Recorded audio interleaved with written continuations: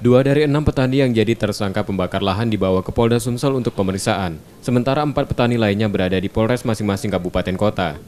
Tersangka ditangkap polisi sejak 7 Juli lalu di 3 wilayah yakni Banyuasin, Ogan Komering Ilir, dan Pali karena kedapatan membuka lahan dengan dibakar.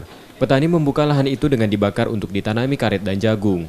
Mereka memiliki lahan yang akan ditanam dengan luasan rata-rata 1-2 hektar. Dari penangkapan itu polisi menyita korek api, parang panjang, gancu, minyak solar, dan lainnya untuk dijadikan barang bukti.